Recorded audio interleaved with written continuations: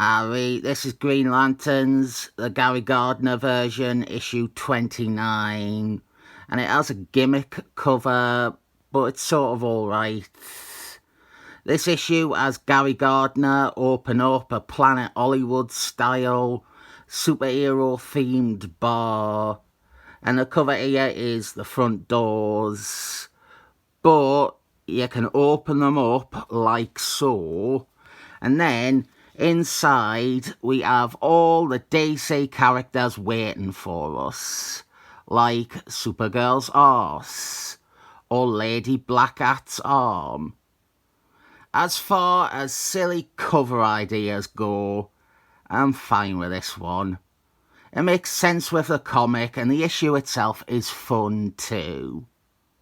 One of the biggest positives is the art for this issue is by Phil James, and he is a perfect artist for an issue like this. He was O.A. Perez's understudy, so he is great at fitting in all these characters in crowd shots. Actually, I ate these first two pages because Darkseid is part of the DC universe. I feel like I didn't need to see in this. I think involving him in this is horrible. Even just as an intro bit here, I don't think Darkseid would take notice of this Earth-based event of Gary Gardner opening a bar. What I like about this is that we get appearances, cameos rather, of just about everybody that was on Earth at the time. Nothing meaty or deep, but this is fun, and it was meant to be fun. Most of our actual character moments come from Gary Gardner interacting with some of the gathered heroes. This bar that he opens will remain part of his setup for just shy of a decade, until John Jeffries chucks it out with everything else from Green Lantern's mythology.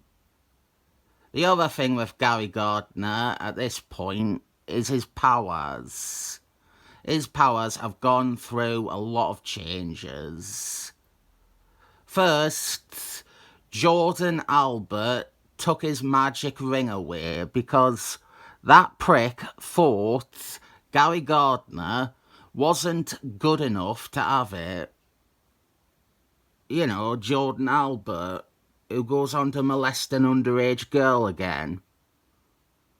I don't even need to point out that the person who wrote it is currently serving a prison sentence for child pornography. After that, Gary Gardner got Mr. Sinister's yellow ring, and that was his thing for a while. I cannot remember how he lost that, but then came the armour. The armour was created by Blue Beetles and was to compensate for Gary Gardner not having any powers at all. The armour didn't last long, but he wore it for a few months, which included 0 hours Christmas in Time. Then we got the worst shit, which was the alien powers and the tattoos.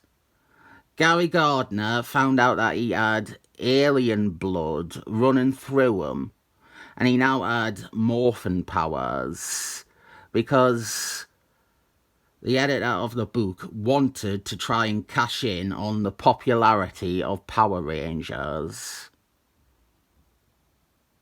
That's real, by the way. So in this, we get to see little moments with various DC characters, some reunions, some first meetings. Overall, it is an issue that allows most of the heroes a chance to unwind, and unwind in a manner that isn't Kevin Griffin, Justice League International style comedy routines. Even the Imperial Guard have been invited to the grand opening, but they end up being unable to make it because of space shenanigans. And here is the main reason I am covering this. Well, it is a good issue, I reckon, but this character was incredibly popular among my viewership. It is Lady Blackheart. Oh, and of course Pratt's son, who is me, and I think two of the Blood Ties characters, their jaws hit the floor at Lady Blackheart entering the party. Lady Blackheart actually becomes a supporting character in this series, a potential love interest for Gary Gardner, and what a waste of a bombshell that is. Let's be honest, Gary Gardner either has the smallest dick in the DC universe, or he is the worst in bed. Or both of those. Anyway, I will explain Lady Blackheart, or what little I know about her. She was a World War II character, a retcon one, that appeared in Blackheart in the late 50s and early 60s. I'm not sure when she first appeared. I know it is after issue 100 of Blackheart, but she was firmly locked in the past because of that. Lucky for you guys, 0 Hours Christmas in Time happened. And one of the minor effects of 0 Hours Christmas in Time was that Lady Blackheart was brought forward in time. She then appears in the rest of this series, and after a few years becomes a fixture in Birds of a Feather. She becomes one of the longer running members of that team. With the 2 bits of history covered, I can finally start talking about these interactions. They are a lot of fun. We have a bit with Acroman, who only recently lost one of his hands, and he is afraid that people are avoiding him because of it, and he is weary that Gary Gardner is going to make fun of it. And there is a successful joke here, with Gary Gardner being more bothered by Acroman's mullet. Then we have Lady Blackheart encounter Black Panther from the Justice Society of Superheroes, and they know each other from the war. The art is great for this, but the printing sadly isn't. I think we see this a few times with Phil James' art early on. The inks, or rather the printing process, makes it look heavier. It makes it look muddier and darker than it should be. Shy of Jorge Perez, Phil James is exactly who you want for this issue though. What I compare this to, what I think this is the most similar to, is the first issue of Conquest of Champagne. That is a compliment. It might not seem like one to you, but I love Conquest of Champagne. The first issue of that had similar things, like Fembot flirting with Ron Spaceman, or Dr. X and Moongarden using their baldy mental powers together. Fun little combinations of characters and links being made. This is like that. You're not getting that much meat, but you're seeing stuff that you otherwise wouldn't get to see. And there are ones that say more about the characters than giving them entire scenes would. One of our bigger pieces is the arrival of Captain Atamant, because this is important to Gary Gardner.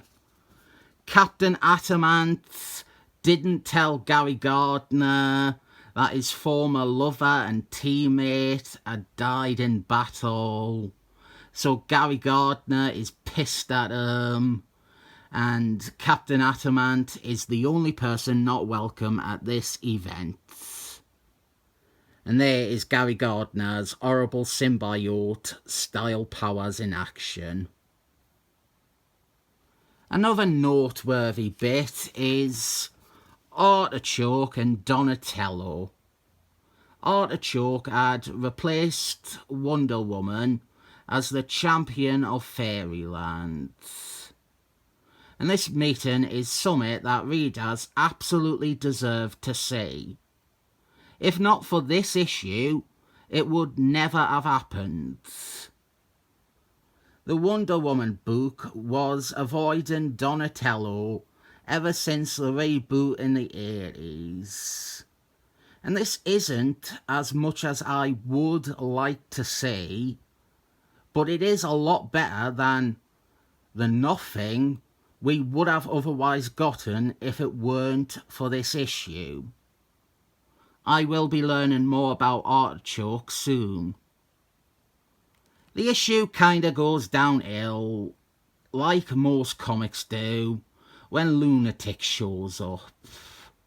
And this superhero gathering turns into a big fight. I guess it is nice to see Superman be the voice of reason. He is the one trying to keep order and stop all the brawling. But that is the grand opening of Gary Gardner's Planet Superhero Restaurant. A fun issue without a doubt. And I recommend it. This is what I like every now and again. Big gatherings of superheroes where they have little chats and shit. This is one of the best issues of the series. I'll have to give it a 7 thumbs up.